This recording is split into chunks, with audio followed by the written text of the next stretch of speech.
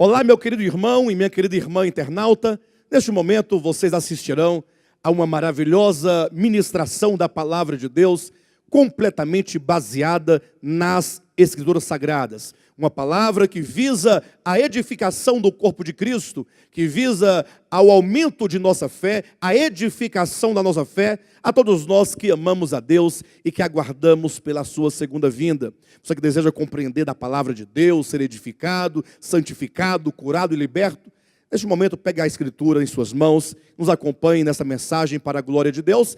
Não se esqueça que no final você pode inclusive compartilhar com seus amigos essa mensagem, pode sinalizar com um joinha aqui embaixo do seu vídeo e mesmo tecer os seus comentários em o nome de Jesus.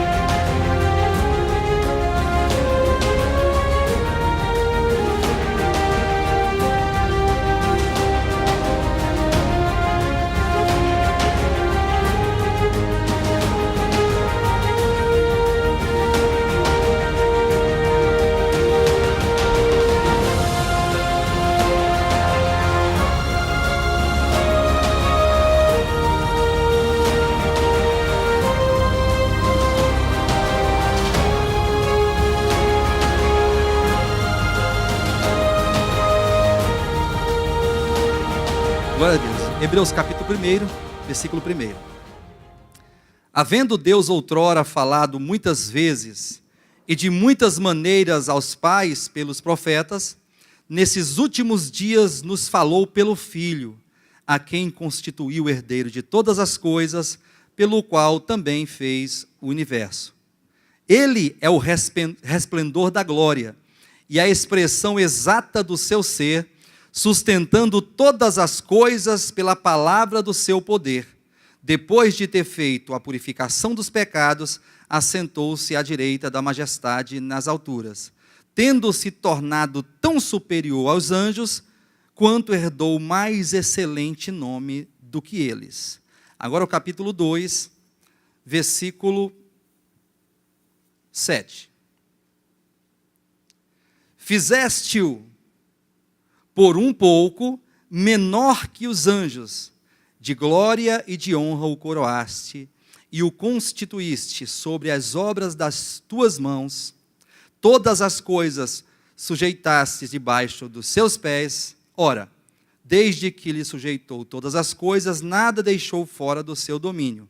Agora, porém, ainda não vemos todas as coisas a ele sujeitas. Vemos, todavia, aquele que por um pouco, tendo sido feito menor que os anjos, Jesus, por causa do sofrimento da sua morte, foi coroado de glória e de honra, para que, pela graça de Deus, provasse a morte por todos os homens.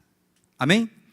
Veja como que, no início dessa epístola, o escritor, ele, depois de trazer a ideia central do capítulo 1, que é alguém está falando, ou seja, depois de Deus ter falado muitas vezes e de muitas maneiras aos antepassados, aos pais, por meio dos profetas, então nesses últimos dias nos falou pelo Filho.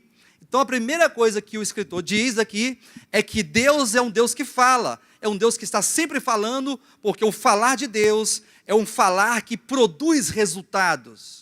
Deus, ele constrói todas as coisas, Deus, ele estabelece todas as coisas, sejam coisas físicas ou coisas espirituais, por meio da sua palavra. Então a ideia central e principal no início é que Deus está falando e sempre falou. No entanto, ele nos fala nesses últimos dias pelo Filho. E agora no versículo 2, ele passa a dizer quem é este Filho. E ele diz que, falando nesses últimos dias pelo Filho, a quem constituiu o herdeiro de todas as coisas, pelo qual também fez o universo. Então ele passa a dizer que o Filho, ele é o próprio Criador do universo. Então aqui ele aponta para o Verbo eterno, o Verbo Criador, aquele que traz existência a todas as coisas, O universo foi feito por meio do verbo, e o universo é sustentado pelo verbo, e também o verbo ele é o herdeiro de todo o universo. Essa é a apresentação daquele que está falando. O Filho está falando. Agora, uma coisa interessante que foi falado aqui nas mensagens anteriores, olha o versículo 4. Tendo se tornado tão superior aos anjos, quanto herdou mais excelente nome do que eles. E aí, se você pegar esse versículo 4 e comparar esse versículo 4 com o versículo 7, fizeste-o por um pouco menor que os anjos. Então você tem aqui duas sentenças. A primeira sentença é que Deus o tornou tão superior aos anjos que ele herdou mais excelente nome do que eles. E daqui a pouco, no mesmo momento que ele fala que Deus o fez superior aos anjos, o tornou superior aos anjos, no mesmo momento, logo na frente, ele fala que Deus o fez por um pouco de tempo menor que os anjos. Aí que parece que há um contraste de ideias. Os irmãos estão entendendo isso aqui? E o pastor Alexandre já falou, e eu queria falar um pouquinho mais, para que fique bem fixado na mente e no coração dos irmãos, esta aparente contradição, mas que não há nenhuma contradição, porque fala de duas coisas diferentes. Quando ele fala que ele o tornou tão superior aos anjos, que herdou mais excelente nome do que eles, e daqui a pouco fala que por um pouco ele o fez menor que os anjos. Certamente está falando de duas coisas, de dois temas diferentes, e é verdade. Porque, olha só o versículo 5. Pois a qual dos anjos disse jamais, tu és o meu filho, eu hoje te gerei. E outra vez, eu lhe serei pai, e ele me será filho. E novamente, ao introduzir o primogênito no mundo, diz, e todos os anjos de Deus o adorem. Então veja que ele fala, ao introduzir o primogênito. E se vocês abrirem lá em Hebreus capítulo 10, abre rapidamente, mas não perca aqui o Hebreus capítulo 1. Isso aqui é muito importante entender para que não haja nenhum tipo de dúvida no coração e na mente dos irmãos. Veja que aqui no versículo 6, ele fala, e novamente, ao introduzir o primogênito no mundo. Hebreus capítulo 10, versículo 5. Por isso, ao entrar no mundo, diz, sacrifício e oferta não quiseste, antes um corpo me formasse. Veja que aqui, no capítulo 1, no versículo 6, ele fala, ao introduzir o primogênito no mundo. E no capítulo 10 ele fala, por isso ao entrar no mundo diz. Então, o verbo, ele entrou ou foi introduzido duas vezes no mundo. Quem viu isso aqui, diga amém. Vocês conseguiram entender que por dois momentos o verbo é introduzido no mundo? Ao introduzir o primogênito no mundo diz. Ao entrar no mundo diz. Então, por duas vezes, o verbo eterno é introduzido no mundo. A primeira vez, que é o capítulo 10, aqui de Hebreus, é o momento da sua encarnação. Olha só aqui, o capítulo 10. Versículo 5. Por isso, ao entrar no mundo, diz, sacrifício e oferta não quiseste, antes um corpo me formaste. Não te deleitaste com holocaustos e ofertas pelo pecado. Então eu disse, eis aqui estou, no rolo do livro está escrito ao meu respeito, para fazer, ó Deus, toda a tua vontade. Então esse primeiro momento é a primeira introdução do verbo eterno no mundo, que diz respeito ao momento da sua encarnação. Então quando o verbo se faz carne, quando o verbo chega o momento da sua obra efetiva de redenção, então ele se apresenta ao Pai, como está aqui no capítulo 10 de Hebreus, e diz, Pai, ofertas e sacrifício tu não te deleitas, tu não quiseste. Por isso um corpo me formaste. Eis aqui estou, ó Deus, para fazer toda a tua vontade. É o momento da apresentação do verbo eterno, do Deus eterno Criador, que é dito ali nos primeiros versículos do capítulo 1, que ele se coloca diante do Pai para que ele, como o verdadeiro sacrifício, como aquele que vai realizar efetivamente, de maneira eterna, a obra de redenção pelo homem, então ele se apresenta a Deus para ser introduzido no mundo. Isso é tão verdade que ele está sendo introduzido no mundo, que lá em João capítulo 3, versículo 16, nós temos o que ali? Quem se lembra de João 3,16? É clássico esse texto, né? João 3,16, porque Deus amou o mundo de tal maneira que deu seu Filho primogênito, para que todo aquele que nele crê não pereça, mas tenha vida eterna. Amém? Não, é primogênito. Ah, é unigênito? É unigênito. É unigênito. Eu falei para chamar a atenção dos irmãos. Mas por que ele diz? Deus enviou o seu Filho unigênito. Porque aqui é o momento em que o verbo se faz carne e é introduzido no mundo. Então, o nascimento daquela criança é justamente essa introdução do verbo de Deus no mundo. E neste momento, como servo do Pai, neste momento, como aquele que é o servo sofredor, aquele que veio servir e não ser servido, aquele que veio fazer toda a vontade do Pai, neste momento, na sua obra, ele é colocado numa condição de ser menor que os anjos. O verbo encarnado, como homem, reconhecido em figura humana. Por isso que o texto diz, lá de Hebreus capítulo 2, versículo 6, por um pouco de tempo, tendo sido feito menor que os anjos. Então, o primeiro momento que o verbo é introduzido no mundo, ele está na condição de servo, por isso menor que os anjos.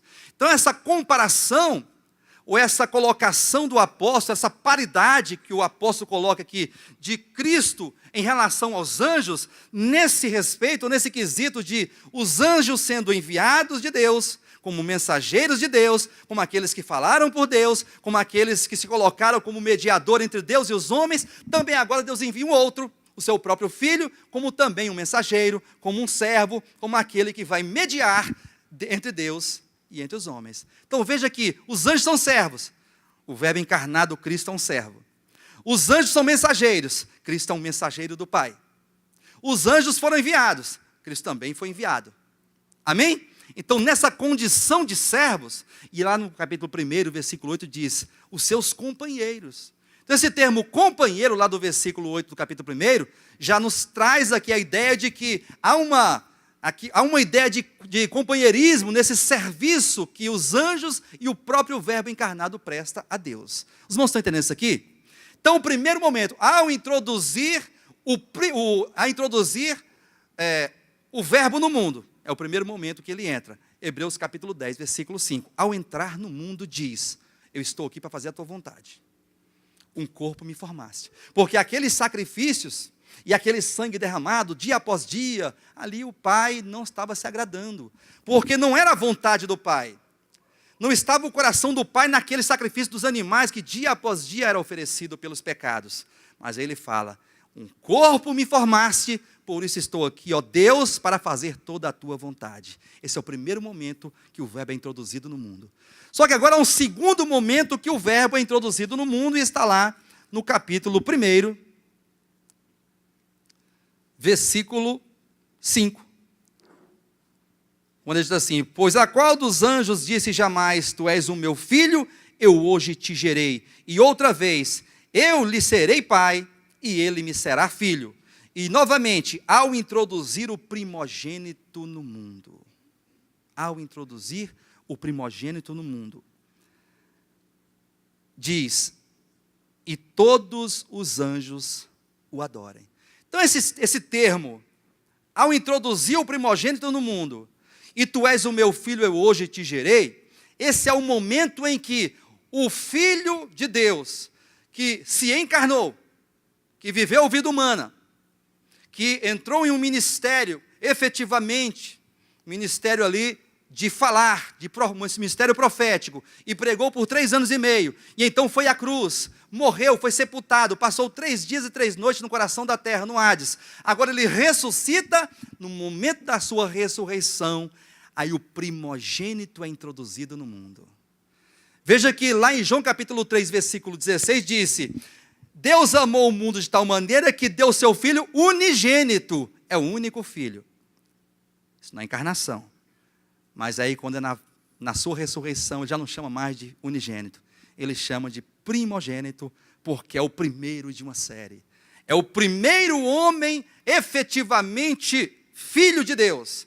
É o homem, é a humanidade que se tornou filho de Deus em ressurreição. Abra sua Bíblia rapidamente em Romanos capítulo 8, versículo 28. Sabemos que todas as coisas cooperam para o bem daqueles que amam a Deus, daqueles que são chamados segundo o seu propósito. Então aqui diz que alguns foram chamados segundo um propósito. Aí você poderia perguntar assim, mas que propósito é esse?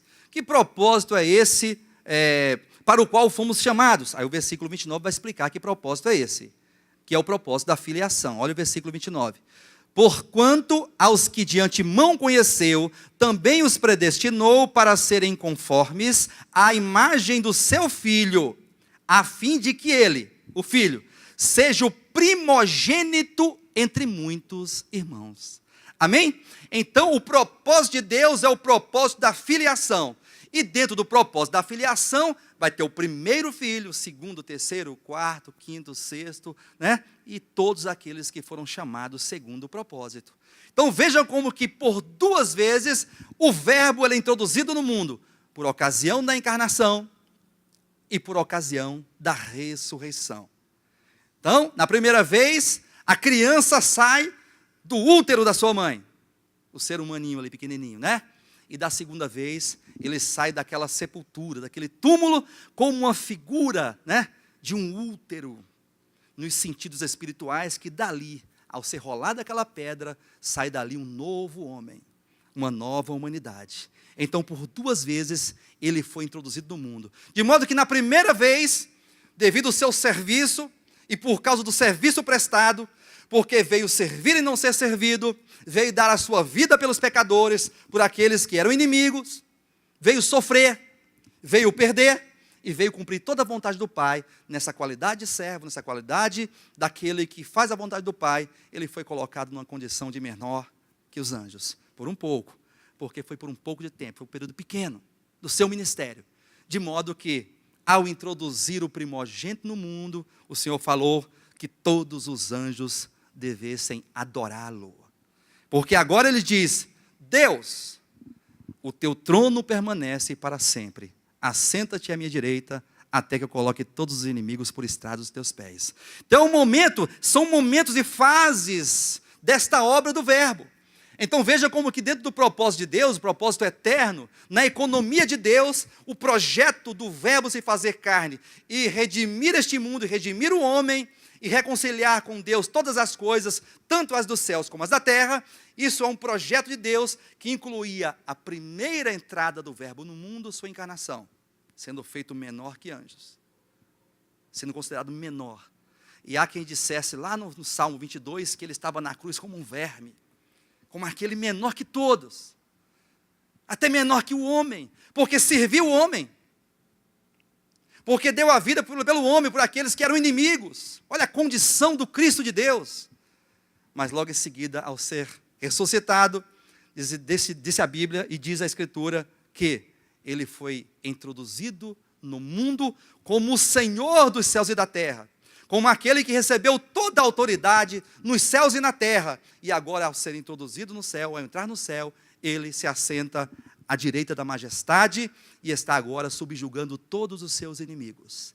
É uma coisa interessante aqui, né? Esse capítulo 1 é um capítulo de extrema importância para a introdução do capítulo 2. E tudo que eu estou falando aqui é para chegar no primeiro versículo do capítulo 2. Vejam como que, olha só as sentenças a partir do versículo 5. Pois a qual dos anjos disse jamais, tu és o meu filho, eu hoje te gerei, falando da ressurreição. E outra vez disse, e eu lhe serei pai, e ele me será filho. E novamente, ao introduzir o primogênito no mundo, diz, e todos os anjos de Deus o adorem.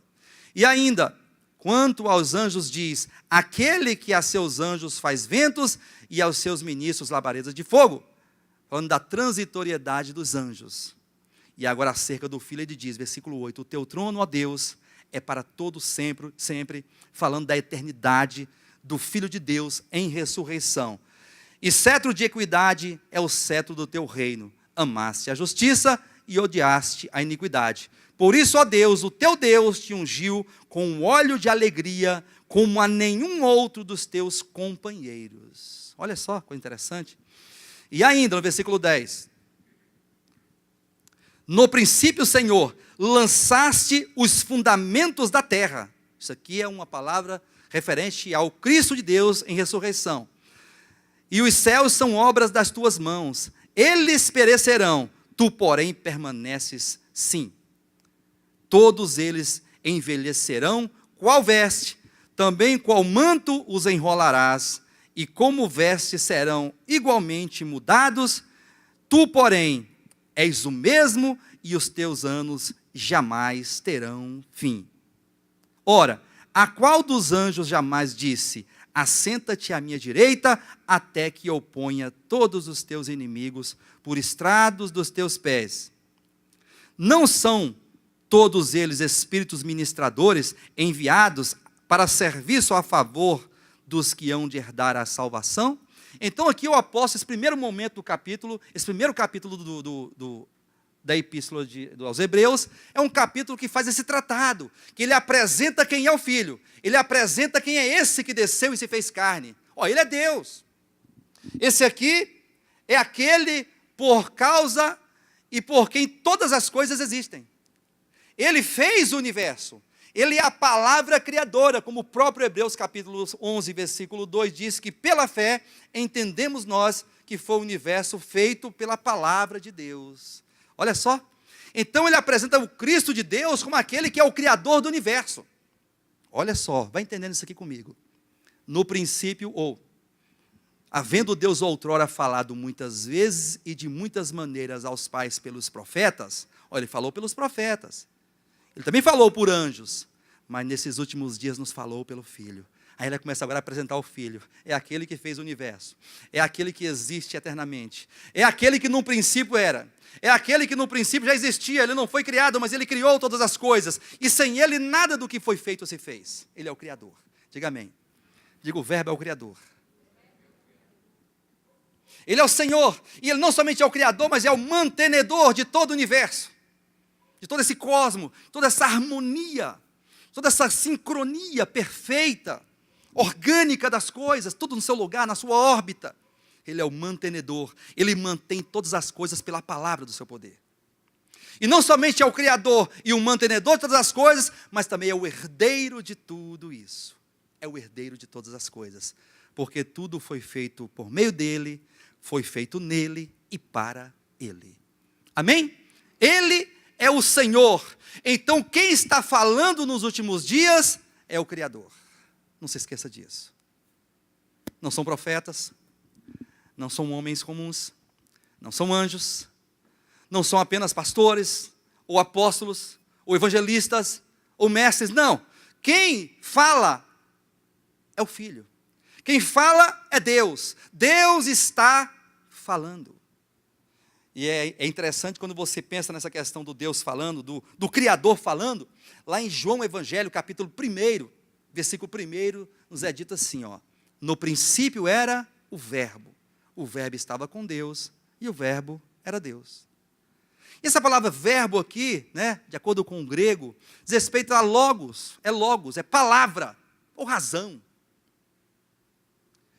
E aí essa palavra, por que João ele tomou esse termo logos? E esse termo é um termo tirado lá da filosofia antiga da Grécia. Então os primeiros filósofos ali, aqueles que foram os pais da filosofia, eles tinham a ideia e o entendimento de que esse universo, todo esse cosmo, toda essa criação, era resultado de uma força superior. Isso aqui é pensamento filosófico grego, dos gregos. E eles entendiam que toda essa criação era resultado de uma força criadora. E essa força criadora é o Logos, é a razão de todas as coisas. É uma força que sem ela não existia nada. E não somente é uma força, um poder superior que cria, que traz existência a todas as coisas, como também mantém todas as coisas. Então, de acordo com os gregos, de acordo com os filósofos, de acordo com os romanos, de acordo com os pensadores daquela época, falar em Logos é falar de uma força criadora e mantenedora, de um poder superior. Amém, queridos? Aí João agora pega esse termo Logos, ele vai lá na filosofia, toma esse termo emprestado e fala, no princípio era o Logos. No princípio era o Verbo. E o verbo estava com Deus, e o verbo era Deus. Esse verbo que vocês estão falando aí, essa palavra, esse logos, que vocês estão dizendo aí que é o Criador e é o mantenedor, ele é Deus. Só que até aqui agora não falou muita coisa, né? É como se estivesse chovendo no molhado. É como se estivesse chovendo no molhado. Vocês estão falando que existe uma força, vocês estão falando que existe um poder criador e mantenedor de todas as coisas. E eu estou dizendo para vocês que esse poder chama-se o Deus Criador. Aí fala, o Deus, parabéns para você. Isso aqui, até aqui está tudo muito bem. Mas o versículo 14 de João, capítulo 1, diz, e o verbo se fez carne. Diga, o verbo se fez carne. Por que existe um mistério aqui entre o versículo 1 e o versículo 14? Porque no versículo 1 ele fala, o Logos é Deus. Ele estava no princípio com Deus, e ele era Deus, e as coisas foram criadas por meio dele, e sem ele nada do que foi feito se fez. Só que este que criou todas as coisas, ele se fez carne, e habitou entre nós, cheio de graça e cheio de verdade. Porque as pessoas, ao olhar para aquele Cristo, ao olhar para aquele Jesus, para aquele Nazareno ali, com os pés empoeirados, andando de cidade em cidade, de aldeia em aldeia, toda ali na Judéia, e as pessoas viram quando ele nasceu e cresceu no meio dos meninos, correndo ali na circunvizinhança, e tudo muito comum. Fala assim, este aqui, que se fez carne, é aquele que criou o universo. Então aqui está a grande virada, a grande sacada do Evangelho, é dizer, o verbo é Deus, o verbo criou todas as coisas, e esse que criou todas as coisas, ele não ficou no anonimato, ele se manifestou, ele se fez carne, e se fez carne numa condição de servo, tendo sido feito por um pouco menor que os anjos, mas Deus o coroou de glória e de honra em ressurreição, e agora ele subiu aos céus, está sentado à destra de Deus, subjugando todos os seus inimigos e levando a cabo a salvação eterna dos eleitos. Então, ao pensar em tudo isso, você pensa assim, ora, se ele é o eterno, se ele é o único e verdadeiro Deus, ele é a verdade, ele é a vida, ele é a luz, ele é o Criador, ele é o mantenedor, todas as coisas existem nele, sem ele nada subsiste, o próprio ser humano, nós existimos nele, e respiramos nele, e nele nos movemos, e ele depois de se manifestar ao mundo, em sua carne, em sua vida humana, seu viver humano, aprovado, reto, ele morreu, ressuscitou e está entronizado. E agora você pensa assim, então este aqui está entronizado? Sim. E ele é quem? Ele é Deus, ele é o Criador. E ele está falando. Nesses últimos dias, nos falou pelo Filho. Então pega toda essa palavra, essa introdução que eu fiz aqui, e troque por uma simples sentença. O Deus eterno está entronizado. Ele é o Redentor do mundo. Ele é o Senhor dos céus e da terra, Criador de todas as coisas, mantenedor de todas as coisas, herdeiro de todas as coisas. Ele é Deus e Ele está falando à igreja hoje. Porque o capítulo 2 começa assim, por esta razão. Olha para a sua Bíblia. Leia aí. Por esta razão, ou por isso, ou por esta causa. Não sei como está escrito na sua Bíblia, mas na minha versão está escrito assim, por esta razão. Quem entendeu por esta razão? Diga amém. Poucos irmãos entenderam, ou todos vocês entenderam? Só não quiseram falar amém. Amém. Mas vocês entenderam o que significa por esta razão? Diga por esta razão, queridos. Vocês entenderam por que ele começa o capítulo 2 dizendo por esta razão? O que esse termo por esta razão está dizendo para nós essa noite? O que esse por esta razão está dizendo ao seu coração essa noite, ao meu coração? Você entendeu isso aqui? Por esta razão. Que razão, pastor? Não estou entendendo essa razão. Porque há um falar ecoando ao longo da era cristã. Há um falar que ecoa ao longo da era cristã. Porque esses últimos dias compreende toda a era cristã. Conforme em Atos capítulo 2 ali, quando Pedro levantou-se juntamente com os 11, e ali com os 10, né? porque naquele momento só eram uns 11, e ali ele começou a pregar e disse que o que estava acontecendo no Pentecoste, no dia de Pentecoste ali, é o que foi dito pelo profeta Joel, que nos últimos dias derramaria do meu espírito, Deus falando sobre toda a carne. Então esses últimos dias compreende a era cristã, que o espírito estaria sendo ministrado e derramado e comunicado a todos aqueles que creram. Então nesses últimos dias diz respeito a toda essa era cristã. Amém, queridos? Por essa razão. Por quê? Porque o Logos está falando. Porque o Criador do universo está falando. Aquele que se fez carne, morreu, entregou sua vida, nos redimiu, nos reconciliou com o Pai, nos justificou, nos deu a sua vida, formou o corpo de Cristo, gerou os demais filhos e está gerando. Aquele que está entronizado à destra da majestade, como Senhor dos senhores e Rei dos reis. Aquele que tem toda a autoridade nos céus e na terra. Aquele que é a palavra, que é a explicação, que é o Criador, que é o mantenedor. O Deus entronizado num reino eterno. Ele está falando. Cristo está falando. Hoje Ele está falando. Nesses dias Ele está falando. Como o próprio Apocalipse capítulo 2 e capítulo 3 ali, ao cabo de cada carta, né, ali naquelas 7, é dito: quem tem ouvidos ouça o que o Espírito diz. Há um falar de Deus, queridos. Deus está falando. E o mais importante, pastor, mas Deus está falando, eu sei que Ele fala e Deus está falando, e Jesus é o verbo eterno, é a palavra eterna, mas e aí?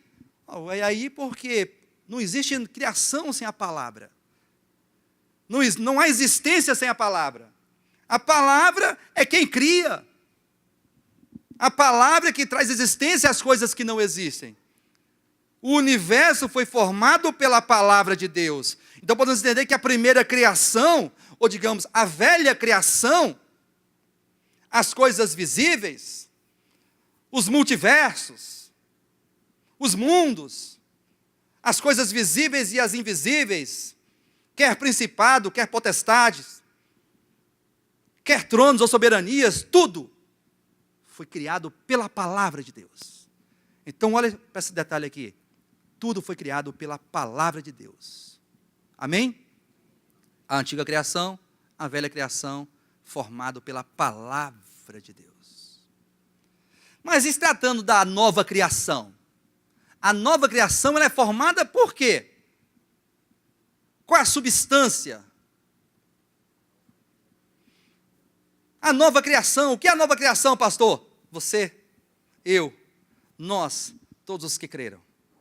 Todos os eleitos e predestinados e chamados, e redimidos e regenerados, e edificados, casa espiritual. Essa nova criação, esse corpo de Cristo, está sendo formado pela palavra de Deus. Efésios capítulo 1, versículo 13. Portanto, também vós, depois que ouvistes a palavra da verdade, o evangelho da vossa salvação, e tendo nele crido, fostes selados com o Santo Espírito da promessa. Depois que você ouviu a palavra da verdade, o evangelho da salvação, e tendo crido nessa verdade, você foi selado. Então você foi feito nova criatura pela palavra, pelo evangelho. Respondeu Jesus: se alguém me ama, guardará a minha... Pessoal, versículo 23 de João, Evangelho, capítulo 14. Respondeu Jesus: se alguém me ama, guardará a minha, e meu Pai o amará. E viremos e faremos nele morada. Então veja que o fazer morada dentro daquele que foi escolhido e chamado, acontece por meio do crer na palavra, do guardar a palavra, do receber a palavra. Então vai somando as ideias, a primeira criação, a velha criação, os mundos, os universos, os céus e a terra, todas as coisas foram criadas pela palavra de Deus. A velha criação, a antiga criação. Mas e a nova criação também? Criada, formada pela palavra de Deus. E estamos sendo edificados por quê? Pela palavra de Deus. Então a palavra de Deus faz tudo. A palavra de Deus cria todas as coisas. A palavra de Deus, ela gera todas as coisas e ela traz à existência todas as coisas que não existem. Por esta razão, Versículo 1 do capítulo 2, olhe para a sua Bíblia. Por esta razão. Coisa maravilhosa, né? Coisa interessante que a Bíblia ela é tão, né, a Escritura é tão maravilhosa, que cada termo, cada sentença, né, cada palavrinha ali é colocada de maneira muito, muito especial, né? Ele apresenta que um Deus que fala, ele apresenta que esse Deus falou muitas vezes, de muitas maneiras, por meio de anjos, por meio de profetas. E agora nos fala pelo Filho, aí ele apresenta o Filho, que é o próprio Deus, o Criador, o mantenedor, o herdeiro. E esse Cristo é o Deus entronizado, feito Senhor dos céus e da terra, com toda a autoridade nos céus e na terra. E esse Cristo está falando, e agora cuidado, porque ele está falando. Por essa razão, importa que nos apeguemos com mais firmeza às verdades ouvidas. Quem está entendendo, diga amém. Por esta razão. É aqui agora um apelo, depois de ele fazer esta apologia à supremacia do Filho e do falar do Filho, depois de ele elevar o falar do Filho, explicar quem está falando, agora ele nos chama a atenção para uma resposta efetiva, positiva ao falar do Filho. E as Escrituras, tanto no Antigo Testamento como também no Novo Testamento, é um princípio estabelecido por Deus. Sempre traz a palavra, e depois da palavra ele requer um resultado, uma resposta daquele que ouve.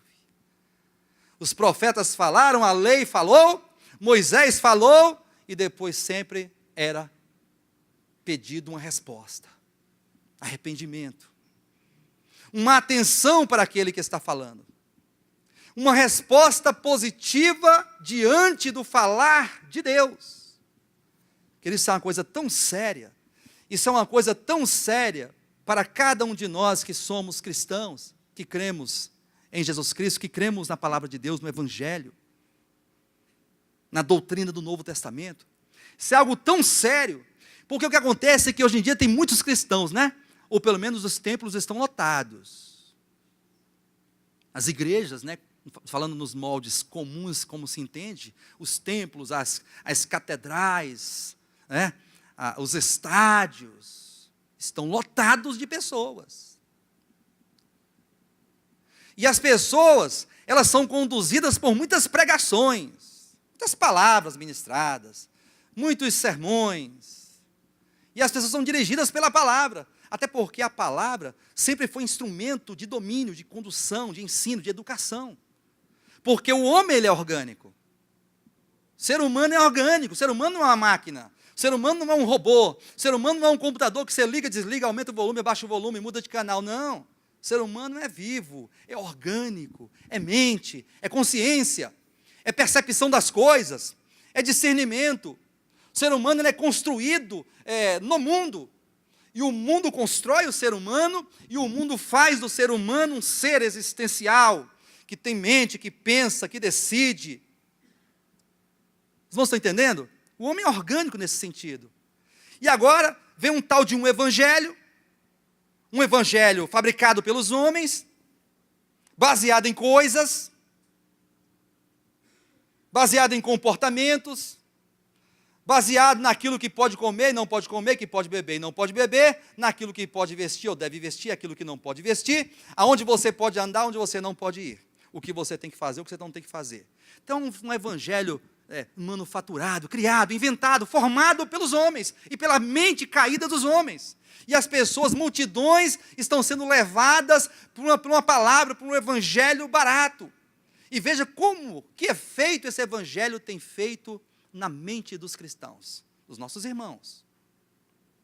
E todos nós estamos aqui, passamos por isso. Nós experimentamos as palavras, nós experimentamos as doutrinas dos homens, nós ouvimos muitos falares e muitos conceitos, e nos ensinaram e nos educaram, e a nossa mente foi formada teologicamente, religiosamente, culturalmente. E todos nós somos produto dessa cultura, deste mundo, dessa visão humana, cá de baixo, contaminada pelo pecado, pelo mal do mundo, pelo mal universal. E aí as pessoas e os cristãos são conduzidos por essas palavras, por esses evangelhos, por essas coisas criadas pelos homens. E as pessoas dão valor. E as pessoas se interessam. E as pessoas se derramam. E as pessoas se entregam. E as pessoas estão integradas, né? Integradas nesses sistemas. As pessoas fazem partes e se doam pelo sistema do mundo. Pelo engano. Pelo falar que não é o falar de Deus. Porque o falar de Deus, ele transcende o falar do mundo, o falar da religião. O falar de Deus, ele não tem nada a ver com o falar da cristandade do presente século. Falar da cristandade, que é um falar único. E quando eu digo falar da cristandade, eu não estou falando dos irmãos, dos nossos irmãos, como pessoas. Mas eu me refiro a um sistema de mensagens forjadas e criadas e formatadas para criar, para formar mentes, para educar pessoas, para conduzir pessoas, para dominar pessoas. E as pessoas são dominadas, e as pessoas são dirigidas, como bois, como boiadas são levadas pelo boiadeiro.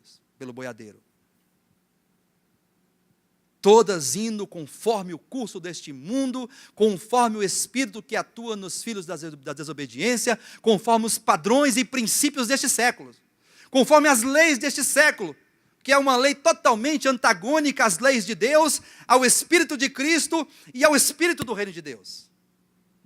Então veja como que a igreja de Jesus Cristo, o povo de Deus na face da terra, está sendo conduzido por uma palavra, uma suposta palavra de Deus. Um suposto evangelho, um evangelho espúrio, falso, enganoso, que não coloca os corações dos cristãos no céu e em Deus, mas tira os corações das coisas do alto e os insere, os coloca nas coisas daqui de baixo. E o enredo é o mesmo, e a história é a mesma, e as pregações são as mesmas. Deus vai abençoar, Deus vai te prosperar, Deus vai te honrar, a vitória está chegando, receba a chave, receba. Toma a tua chave, toma a tua vitória, vem ser abençoado, pare de sofrer, pare com esse sofrimento, está cheio de encosto do teu lado, venha ser liberto, venha passar no corredor das luzes, venha pegar o teu cajado da vitória, a arca da vitória, venha fazer o teu pacto com Deus, faça a tua prova, prova a Deus, que se Ele for Deus de verdade, Ele vai te abençoar, se Ele não te abençoar, Ele não é Deus, e essa palavra, esse enredo está sendo disseminado o mundo afora. E nós passamos por lá, eu passei por lá, você passou por lá e sabe do que eu estou falando. Eu não estou falando nada do que está acontecendo aí, muito claramente, é muito evidente esse teor, essa teologia é muito evidente nos dias que nós vivemos. Você pode agora abrir o seu celular aí no YouTube, ou no Google, aí num site qualquer, e você vai abrir aí um determinado ministério, uma determinada igreja, né? E você vai ouvir uma mensagem cujo teor é materialista, cujo teor é capitalista, cujo teor é cá de baixo. E veja como que a coisa está séria, está grave. E as pessoas, elas se entregam a isso. As pessoas de boa fé acreditam nisso. São enganadas. E se doam. E de repente eu vejo um evangelho, eu compreendo coisas grandes, coisas eternas, coisas que a teologia não dá conta de explicar. Agora eu compreendo o falar de Deus, isso é revelado ao meu coração, isso fica muito claro na minha mente, no meu entendimento, e eu recebo esta revelação, e agora me encontro em uma condição de decisão. Porque o capítulo 2 é um apelo do escritor a um posicionamento. Quem consegue ver um apelo do escritor a um posicionamento daqueles que estão ouvindo falar de Deus no versículo 1 do capítulo 2? Quem consegue ver isso aqui? Você consegue ver? Os irmãos de trás aí, consegue ver o apelo do apóstolo aqui? Quando ele diz, por essa razão, importa que nos apeguemos com mais firmeza às verdades ouvidas, para que delas jamais nos desviemos. Veja como que a vida cristã é muito séria. Ela é muito séria. Deus falando ao seu povo. O Cristo de Deus entronizado, ressurreto como Senhor, como aquele que está trabalhando a sua igreja, e além do mais, esse trabalhar ele consiste, de acordo com o contexto do capítulo 1 de Hebreus, esse trabalhar de Deus consiste em subjugar os inimigos. Assenta-te à minha direita, até que eu coloque todos os teus inimigos por estrados dos teus pés. Os irmãos estão entendendo isso aqui, queridos? O trabalhar de Deus e a obra de edificação de Cristo, como ele declarou em Mateus capítulo 16, versículo 18 ali, eu edificarei a minha igreja, e as portas do inferno não vão prevalecer contra ela. Então nós temos aqui um edificador, sim ou não? Temos aqui um objeto de edificação, que é a igreja, sim ou não? E temos uma obra acontecendo. Tem o edificador, que é Jesus, falou, eu edificarei. Tem uma obra acontecendo, e o objeto que somos nós, que é a igreja de Jesus Cristo. Que são os demais irmãos. O primogênito edificando os demais filhos, os demais irmãos. O filho primogênito está falando para a edificação dos demais filhos. Porque a edificação ocorre nesse fulcro, nesta base do falar de Deus. Porque, como eu disse agora há pouco, e agora eu faço essa afirmação, que as coisas acontecem por meio da palavra. A palavra é instrumento, é objeto, é instrumento de formação intelectual, espiritual, psicológica, da consciência do ser do homem. Tanto você pode ser uma pessoa construída e formada por uma palavra falsa e ser então, portanto, como resultado um cristão falso, um falso cristão, uma vida cristã falsa, como você pode ser educado e formado por uma palavra que é a verdade, e sendo formado por essa verdade, você vai adquirir uma consciência da verdade, uma maneira de ver, uma visão do alto, uma visão governante, uma visão que te projeta e que muda, que altera as tuas concepções, os teus pensamentos. É uma visão tão forte, tão governante, que a palavra de Deus gera em nós, capaz de alterar os nossos sentidos psicológicos, espirituais, como seres humanos. A nossa maneira de ver o mundo, de ver as coisas, de ver as pessoas. Por que o mundo é um caos? Por que a iniquidade ela aumenta e o amor se esfria? Por quê? Ora, porque os seres humanos, eles são educados e formados conforme este mundo. Como diz Paulo ali em Romanos capítulo 12, versículo 2, né? Não vos conformeis com este século. Olha, esse conformar aqui é ser moldado. Não vos moldeis a este século, a este cosmo, a este mundo. Em se tratando do mundo espiritual, deste mundo espiritual, dessas forças espirituais, que são mentes. Aqui está a grande questão da coisa. Porque nós falamos mundo espiritual, falamos império das trevas, falamos de reino das trevas, falamos de forças espirituais do mal. Só que o que é a grande Babilônia? O que é o mundo? O que é não vos conformeis com este mundo? Que mundo é esse aí? São mentes. Não pensa em demônios, ainda que haja demônios. Há demônios no mundo espiritual, há anjos caídos, há Satanás, sim ou não? Existem, são verdadeiros, estão aí existindo. Mas, quando você pensa em mundo, e quando há uma exortação a que nós não nos conformemos, não sejamos moldados a este mundo, está falando de mentes, de visão, de procedimentos, de corações. Não se deixe moldar pelos princípios e leis deste mundo, cuja a mente e as mentes dos corações são distantes, separados de Deus, alheios a Deus. São leis que regem o mundo. São mentes formatadas, educadas. Querem ver uma coisa? Quando se fala de mente educada, formada, totalmente configurada intelectualmente, teologicamente, para um tipo de visão, um tipo de procedimento, aí eu me lembro aqui agora, daquele texto lá de Tito, capítulo 2, quando ele diz assim, porquanto a graça de Deus se manifestou Salvador a todos os homens, educando-os. Então a graça que se manifestou Salvador a todos os homens, ela educa. Diga aí, a graça educa. A graça educa. Ela educa. Eu pensei que quem educasse eram os professores. Os professores do ensino médio, da faculdade, do mestrado. que educava. Não, a graça educa. Porque tudo é uma questão de mente. Aqui, ó, de consciência. Deus está trabalhando na nossa consciência, a nossa mente. Porque tudo que você é, tudo que você faz, todas as suas escolhas e as nossas decisões, parte de uma mente, de uma visão, de uma ideologia. De uma maneira de compreender e de ver as coisas. Então a graça, ela educa, para que renegadas as paixões e toda a impiedade. Olha só esses termos, essas sentenças. A graça de Deus se manifestou Salvador a todos os homens. Amém? Então, primeira sentença é: a graça se manifestou Salvador a todos os homens. Diga amém.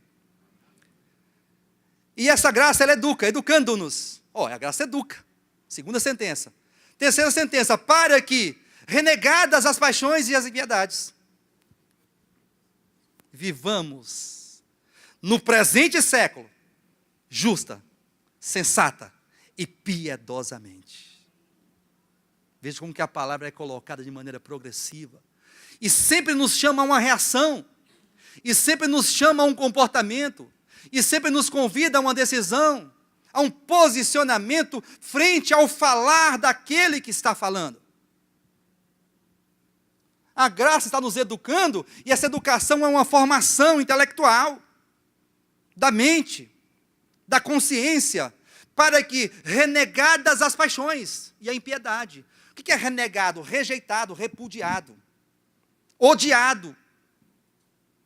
Hebreus, capítulo 1, versículo 9. Olha para a sua Bíblia. Amaste a justiça e odiaste a iniquidade. A graça de Deus nos educa para quê? Para renegadas. Para que renegadas as paixões e as impiedades, vivamos.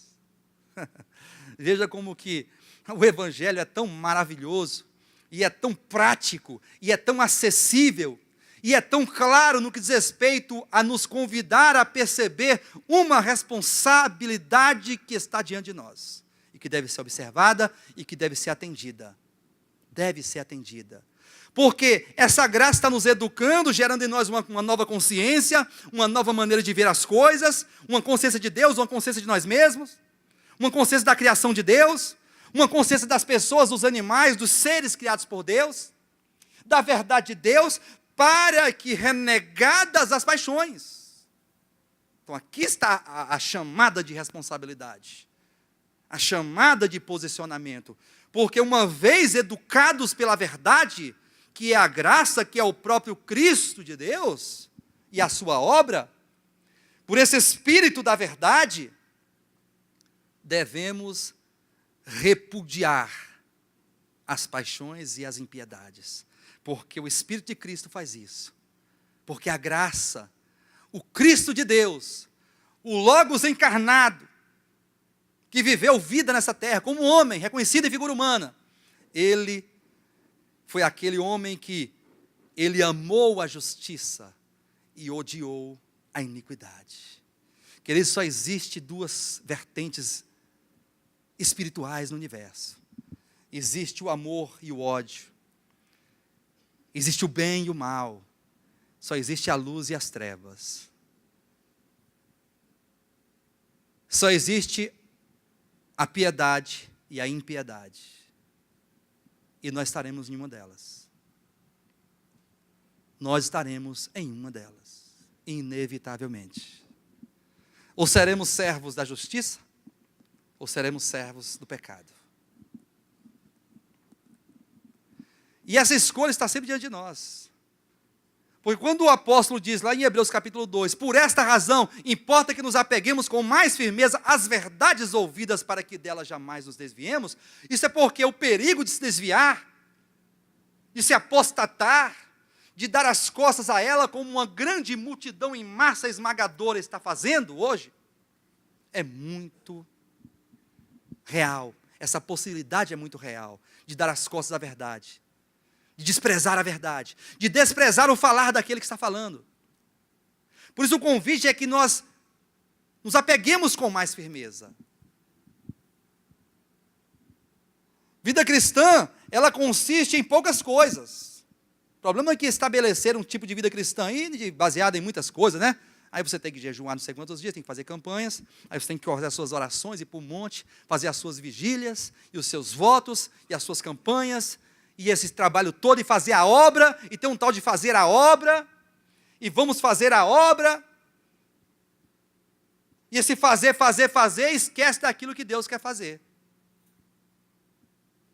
As pessoas estão empenhadas em fazer algo para Deus, e Deus falando assim, para um pouquinho e deixa eu fazer algo por vocês. Deixa eu realizar algo na vida de vocês. Deixa eu realizar algo substancial, espiritual, interior, eterno, que vai produzir frutos e resultados eternos, que realmente vai mudar a vida de vocês. Porque se estamos ouvindo uma palavra e essa palavra não está mudando a nossa vida, duas coisas estão acontecendo. Diga duas. Em nome de Jesus, diga duas coisas.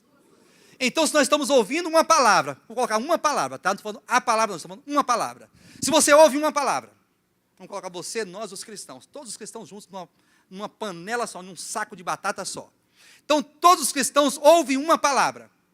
Atenção. Mas esta palavra que se ouve não está mudando a vida de ninguém, então duas coisas, de duas é uma. Ou esta palavra não é a palavra de Deus. Estão compreendendo isso aqui? Ou esta palavra que não está mudando a vida não é a palavra de Deus, isso aqui é fato.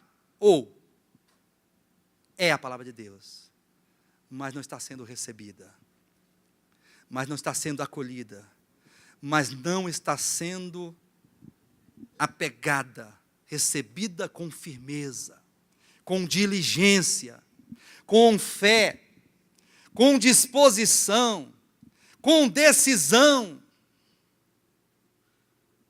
Eu preciso disso, queridos. Eu preciso disso. Tomar posse. Jesus está falando ao meu coração e ao seu coração. Não é qualquer um, não é um profetinha, não é um pastorzinho, não é um homem, não é um filósofo, não é a religião, não são anjos, mas o Eterno está falando, o Logos Eterno está falando. Isso é muito sério, isso é muito grave. E aí o convite que eu posso fazer para vocês, esse convite serve para mim em primeiro lugar, porque eu estou falando, estou me comprometendo com isso que eu estou falando aqui, diante de vocês, de Deus, e todos nós estamos na mesma situação, no mesmo barco, na mesma caminhada, na mesma condição de servos de Deus e edificados. Então, a única coisa que nós podemos pensar e colocar diante de nós com muita seriedade é a seguinte: Deus está falando, o Espírito está falando, e eu preciso ouvir. Mas não é ouvir, não é escutar. Porque quem tem orelha escuta, quem tem tímpanos, os tímpanos, o ouvido, né, esse órgão que dá audição, ele escuta. Não é quem tem ouvido ouça, não é quem tem ouvido escuta o que eu não, escutar não é ouvir. E esse ouvir é do coração, é um ouvido espiritual, é o ouvido da consciência, do espírito, do recôndito do nosso ser, que quando toca, que quando ouve, há uma sensibilização, há um tipo de toque e um tipo de mudança de mente. Por isso que o texto lá de Romanos, que falamos aqui agora, há pouco, de Romanos capítulo 12, quando o apóstolo diz, não vos conformeis com este mundo, com este século, com estas leis, mas transformai-vos pela renovação da vossa mente. Então a nossa mente é moldada por este século, e a nossa mente é moldada por uma renovação da verdade, por receber a verdade, por ser constituído da verdade, por ser gerada uma consciência da verdade. Aí nós passaremos a experimentar, conforme o contexto desse texto de Romanos 12, aí nós vamos experimentar a boa, agradável e perfeita vontade de Deus. Amém, queridos? Vida cristã é experimentar. Vida cristã é experimentar. Vida cristã não é saber somente. Vida cristã não é ficar olhando. Vida cristã não é ficar ouvindo, escutando e achando bom, bonito. Essa mensagem é boa. Essa mensagem é bonita. Essa mensagem é diferente. Faz parte, amém? Glória a Deus pela mensagem, pelas mensagens, pelas ministrações. Glória a Deus pela verdade, pela revelação, pelo evangelho tão límpido, tão claro, tão cristalino, tão verdadeiro. Glória a Deus. mas isso tem que alcançar o nosso ser. Isso tem que nos constituir, isso tem que alterar os nossos sentimentos, as nossas ações, os nossos pensamentos. Isso tem que interferir na nossa caminhada. Senão, o que estamos fazendo? Capítulo 2 de Hebreus, versículo 1. Por essa razão importa que nos apeguemos com mais firmeza às verdades ouvidas, para que delas jamais nos desviemos. É muito fácil desviar. É possível se desviar da verdade com a verdade debaixo do braço, com a palavra debaixo do braço, com a doutrina debaixo do braço, com o conhecimento na mente. É muito fácil. Porque aqui não é uma questão de saber ou não saber. Não sabia que a vida cristã não é uma questão de saber, e a vitória não consiste unicamente, exclusivamente no saber ou não saber? Quem já pensou nisso? Que a vitória e a aprovação de Deus, ela não consiste única e exclusivamente no saber, no entender a doutrina. Querem ver uma coisa? Lucas capítulo 12. Aquele servo, porém, que conheceu a vontade do seu Senhor. Olha esse servo aqui, ele conheceu, né? Glória a Deus, porque o servo aqui, ele conheceu a vontade do seu Senhor. Isso é positivo. Conhecer a vontade do Senhor, não somente é positivo, como é necessário. Amém? Conhecer a vontade. Eu tenho que saber o que ele está querendo. Eu tenho que entender as leis de Deus, o que rege, qual a doutrina, qual a verdade objetiva aos meus ouvidos e ao meu coração. Então, aquele servo, porém, que conheceu a vontade do seu Senhor e não se aprontou. Então, o problema aqui não está no conhecer, está no se aprontar. Olha só. E não se aprontou, será punido com muitos açoites. Então existe uma reprovação para aquele servo que conheceu e não fez por onde, não se aprontou, não se colocou, ele não se apegou com mais firmeza às verdades ouvidas. Ele ouviu, ele entendeu, ele decodificou as palavras, os códigos, as cifras, os termos, os verbetes, foi identificando tudo, entendendo, tudo certinho, bonitinho, mas ele não se aprontou. Ele não fez por onde se colocar de acordo com a verdade. Versículo 48. Aquele, porém, que não soube a vontade do seu Senhor. Esse aqui já foi diferente, esse aqui não soube. O primeiro conheceu. Os irmãos estão entendendo isso aqui? O primeiro conheceu. Já o do versículo 48 não conheceu, ele não soube. Ó. Acompanhe aí. Aquele, porém, que não soube a vontade do seu Senhor e fez coisas dignas de reprovação, ou seja, também não se aprontou. Amém? O primeiro conheceu, sim ou não? Mas não se aprontou. Foi reprovado. O segundo, ele não conheceu e também não se aprontou. Será punido com poucos açoites. Ou seja, vamos colocar aqui dois servos. Um que conheceu e o que não conheceu. Esse conheceu, ele soube, ele entendeu, ele compreendeu a vontade. Esse aqui não compreendeu a vontade, ele não soube, não chegou ao seu conhecimento aquilo que realmente é a verdade. Só que esse aqui não se aprontou. Ele entendeu e não fez por onde, ele não se posicionou. Esse aqui também não conheceu, vai se aprontar para quê? Fez coisas dignas de reprovação. E aqui está um ponto de reflexão, hein? Não conhecer a vontade é um perigo. Você vai fazer tanta coisa pensando que está agradando a Deus e está agradando a você mesmo. Você vai fazer tanta coisa pensando que Deus está feliz com você e Deus está aborrecido com você. É muito séria essa questão. Por isso eu digo que vida cristã é uma coisa muito séria, não é brincadeira. Não é sentar numa cadeira e ter uma Bíblia e ficar ouvindo mensagem, levantar a mão, fazer uma oração e trazer um dinheirinho, uma ofertinha. Vida cristã não é isso. Tudo isso faz parte de uma rotina, de um exercício, Mas vida cristã é coisa profunda. Vida cristã, primeiramente, é conhecer a Deus, conhecer a palavra de Deus, a vontade de Deus. É por isso que Deus está falando. É por isso que o Filho está falando. Porque Ele deseja que nós conheçamos a sua vontade, os seus princípios, as suas leis, para que isso possa ser formado em nós uma consciência nova. Porque Ele está gerando a nova humanidade. Ele está gerando o novo homem, do qual nós fazemos parte. Então está aqui o irmão que conheceu e não se aprontou, foi reprovado. O que não conheceu também não se aprontou. Sabe o que eu entendo com esse versículo aqui? Eu queria refletir um pouquinho com os irmãos nesse sentido.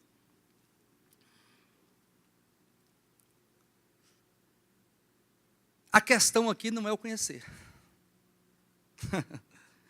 Calma, vai devagar.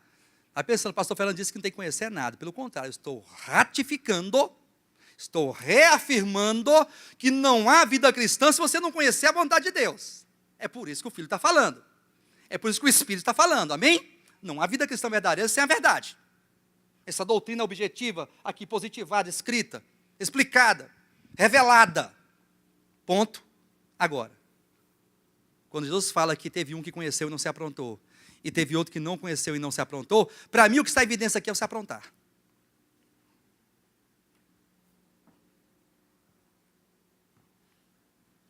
Porque o conhecimento daquele não fez nada por ele. E a falta de conhecimentos aqui não fez nada por esse. Então, me parece assim, eu não sei se eu estou errado, e eu gostaria de ser ajudado nesse sentido. Gostaria de ser ajudado, se eu estiver errado.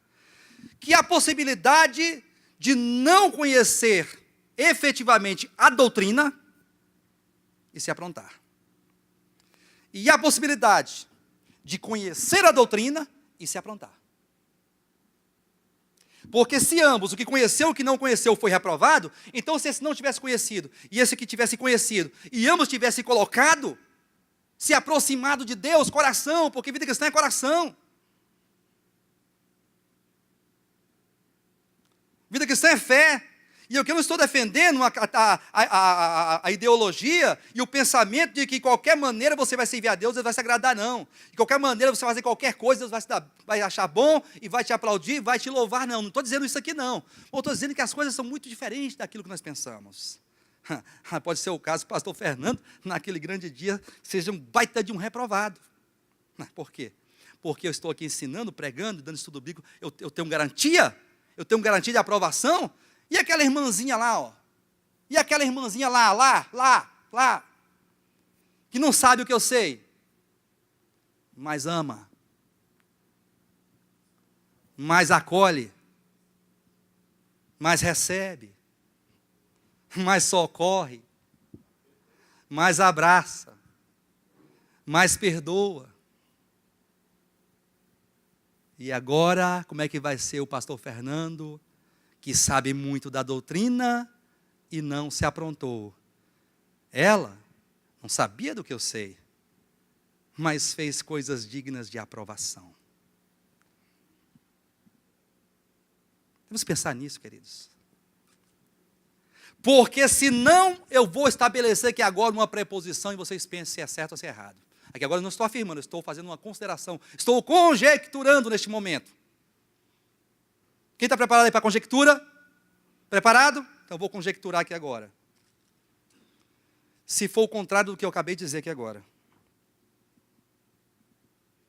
então todos que fazem parte do De Volta à Palavra serão aprovados porque conhecem. Ponto.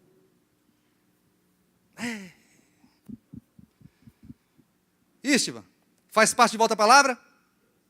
Faz parte? Olha lá, faz parte mesmo? Aprovado. Faz parte, conhece? Sabe que eu estou sendo assim um pouco irônico? E essa ironia não é maldade minha.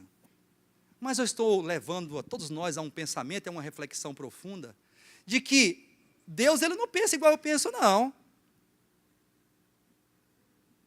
Deus não é o homem, não. Deus não é religião, não. Deus é amor, Deus é vida, Deus é luz. E quando o apóstolo diz, por essa razão se apegue com firmeza, não despreze o falar do Filho. Olhe para o seu coração, porque eu não vou entrar nos méritos aqui do contexto do capítulo 2 de Hebreus, não vou chegar lá no capítulo 5. Porque o capítulo 3 ele traz um exemplo do povo de Israel, de coração rebelde, que ouviu a palavra e a palavra não foi acolhida, não foi recebida, e eles foram incrédulos, não creram no Deus que estava falando ali no momento do deserto, da caminhada, e todos morreram prostrados, e não entraram na boa terra, não entraram no descanso. Aí o capítulo 3, depois de falar isso, ele fala assim, então cuidado, temamos, capítulo 4, aqui está exortando, capítulo 2, 3 e 4, está exortando a todos nós diante do falar do Filho. Aí ele fala, temamos, portanto, irmãos, porque sendo-nos deixada a promessa de entrar no descanso, pode suceder que algum de nós tenha falhado. Será que o pastor Fernando vai falhar nessa caminhada e nessa entrada no descanso, que é o reino, que é o milênio, que é o reinar com Cristo, que é o galardão? Será que nós vamos falhar mesmo conhecendo? Porque o que está em evidência no capítulo 1, capítulo 2, capítulo 3, capítulo 4, é que é o falar do Filho. E não somente o falar do Filho, aquele que está falando, mas como estamos nos comportando diante disso. É o que está em evidência nesses 3, 4 primeiros capítulos. é um apanhado apologético ao falar do Filho, ele exalta ao máximo. Não há mais para onde colocar, não há mais para onde exaltar o falar do Filho, e o próprio Filho entronizado em ressurreição. Não há mais onde colocar esse falar tão elevado, tão sublime, tão verdadeiro, que edifica, que educa, que restaura, que gera nova consciência e que edifica o novo homem. Não há mais para onde colocar. Agora a questão aqui não é o falar, porque o Filho está falando nesses últimos dias. A pergunta é, como estamos recebendo o falar do Filho? Amém, queridos? É uma reflexão muito boa de fazer, porque aqui eu vou julgar o meu coração e você vai julgar o seu. Aqui eu não tenho direito de falar de vocês, nem vocês têm direito de falar de mim. Aqui ninguém tem direito de falar de ninguém. Porque quando é falado sobre o falar, lá no Apocalipse capítulo 1, capítulo 2 e capítulo 3, capítulo 2 e capítulo 3, aquelas 7 cartas ali, quando o Espírito está falando, ele fala o Espírito fala às igrejas, né? Mas quando ele chama o convite, ele fala assim, ao vencedor. Quer dizer que o falar é geral, mas a atitude é individual, o posicionamento é individual, e a vitória é o vencedor. Vença você seja um vencedor. Irmã Edna, seja uma vencedora, vença. Ouça o falar do Filho, porque o Espírito está falando. Pessoal, o Espírito está falando. O Filho fala. E quando o Filho fala, se essa palavra for acolhida, recebida, se essa palavra for acolhida, recebida com fé, e com uma disposição, e com uma consideração, um respeito, diante desse falar, um quebrantamento de alma, com um coração compungido, um espírito contrito, reconhecendo a necessidade de mudanças, reconhecendo que é pecador, reconhecendo que precisa de arrependimento, e essa palavra é considerada diante de Deus em oração, porque você vai pegar o falar do Filho, você vai pegar o falar do Espírito, e agora vai falar para o próprio Filho a palavra que ele te falou. Quem entendeu? Vou repetir, quem entendeu? Você vai ouvir o falar do Filho, aí vai se apropriar deste falar e vai voltar-se para ele em oração, dizendo, aí você vai falar essa palavra para ele, de acordo com a sua vida. Senhor, o Senhor está dizendo isso aqui para mim, ó. Eu estou entendendo isso aqui, a verdade é essa. Senhor, e o meu coração, como é que está? Senhor, tem misericórdia, Senhor, me ajuda, me dá forças, toca o meu coração, sensibiliza a minha alma, eu preciso de algo, Senhor, eu necessito de graça, ilumina o meu ser, toca o meu coração, atrai o meu coração, desperta o meu espírito, para que eu possa responder positivamente ao falar do Senhor ao meu coração. Porque nós vivemos tempos de trevas, tempos de apostasia, nós vivemos tempos, sabe de quê? De muito capitalismo e materialismo. Os homens, os seres humanos, o mundo é capitalista. Tudo é dinheiro, tudo é ganhar, tudo é esse conquistar, esse construir bens, construir fortunas, construir uma aposentadoria, comprar 3 ou 4 casas, aí, alugar todas para garantir a aposentadoria. E essas coisas não são pecaminosas, assim, em certo ponto não são pecaminosas, são coisas lícitas, porque se você luta para comprar um apartamento, comprar uma casa, para melhorar de emprego, dar uma educação melhor para os seus filhos, são coisas lícitas, é justo isso, é louvável isso. O que não podemos fazer é sermos conformados ou termos o nosso coração, a nossa mente moldada a este princípio capitalista deste mundo, ao princípio dessa vida aqui da terra, ao princípio da religião, que é uma religião pragmática, é um evangelho pragmático das coisas, é um evangelho que desafia a Deus, é um evangelho que coloca Deus na parede, que exige bens materiais, que exige exaltação e status humanos, que exige dinheiro, que exige coisas boas e vida boa, e não sofrimento, só felicidade. Mas que evangelho é esse? Se o próprio Jesus, a própria humanidade, de acordo com Hebreus capítulo 2, versículo 14, aqui está dizendo que ele foi aperfeiçoado por meio de sofrimento. Ele provou o sofrimento, ele foi testado, ele foi provado. A humanidade, ela passou por estreitos. E o próprio Jesus declarou: no mundo tereis aflições, mas tenham paciência, calma, tenha de bom ânimo, porque eu venci e vocês também vencerão. Mas sabe por que vocês vencerão? Porque eu estou com vocês todos os dias, até a consumação dos séculos. Estou do lado de vocês, eu estou em vocês, eu estou com vocês. O Espírito Consolador, o Paráclito, o advogado, aquele que se põe ao lado, aquele que toma as nossas causas, aquele que sabe daquilo que somos tentados, porque Ele mesmo foi tentado em todas as coisas, a nossa semelhança, porém sem pecado. Então devemos considerar, Hebreus aqui, capítulo 4, versículo 16, consideremos atentamente, o sumo sacerdote da nossa confissão, porque foi tentado em todas as coisas, a nossa semelhança, mas sem pecado, e Ele está sentado à destra da majestade, intercede por nós. Então acheguemos confiadamente ao trono da graça, para que possamos achar graça e misericórdia em tempo de oportunidade. Então tudo isso aqui, queridos, e eu vou encerrando a minha fala, que já são 9h35, não quero me prolongar muito na mesma coisa, repetindo as mesmas coisas, mas todo esse compartilhar que eu trouxe aos irmãos e a todos nós, pode ser resumido em uma só ideia, um só pensamento. A vida cristã, ela consiste em um relacionamento com Deus. Antes de qualquer coisa que você possa fazer para Deus, antes de qualquer obra, antes de qualquer tipo de procedimento que você possa realizar para Deus, antes de qualquer coisa, vida cristã é se aproximar de Deus. Vida cristã é um coração vinculado em Deus, é um coração dependente de Deus, é um coração que tem a plena convicção e certeza de que sem Deus não faz nada, de que sem Deus nada pode fazer. Eu preciso de Deus. Então essa ideia de precisar de Deus, e de ouvir falar de Deus, e de ir até Deus, e de orar a palavra, de falar a palavra em oração, em dependência, é o caminho e o único caminho que nós temos. Porque o nosso coração é muito forte, a nossa mente é muito forte, o mundo é muito forte, o sistema, ele é opressor, ele é dominador, ele é atraente, ele é sedutor. Sim ou não?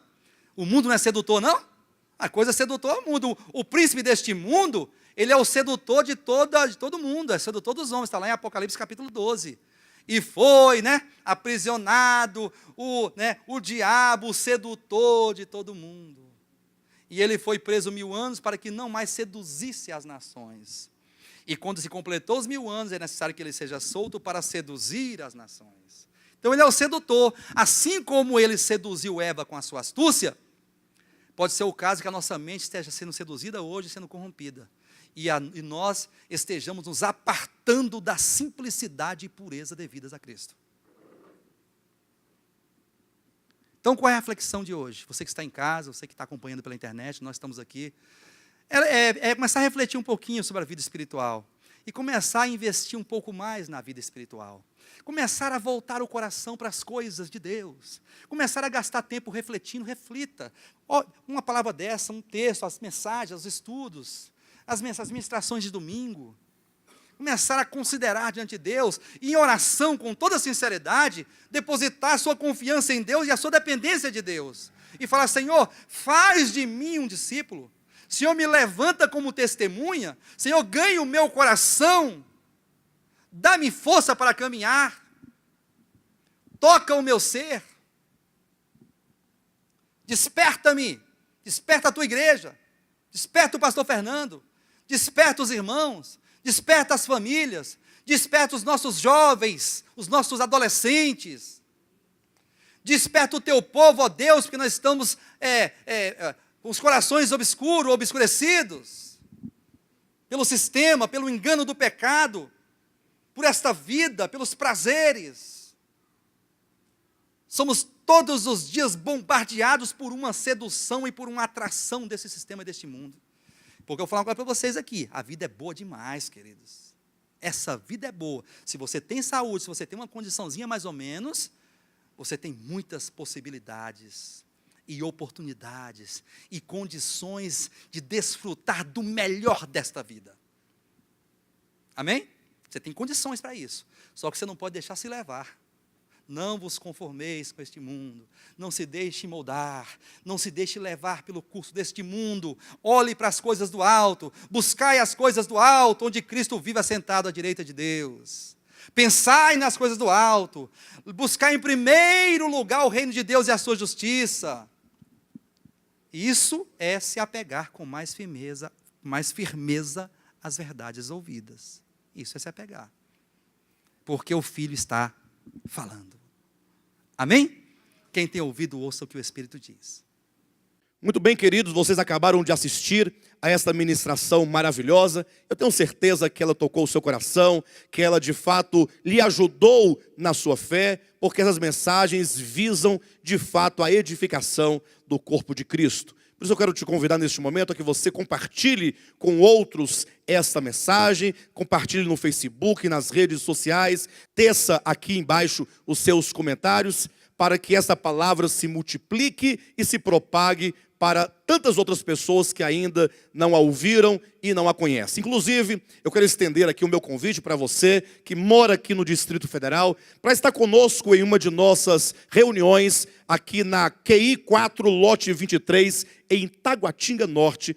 Todas as quartas e domingos nós estamos aqui reunidos, sempre com uma poderosa e maravilhosa palavra de Deus sendo ministrada ao nosso coração. Domingo às 9 horas da manhã e às quartas-feiras às 20 horas. Venha, faça-nos uma visita para que possamos nós estreitar a nossa comunhão para a honra e glória do nome de Jesus Cristo.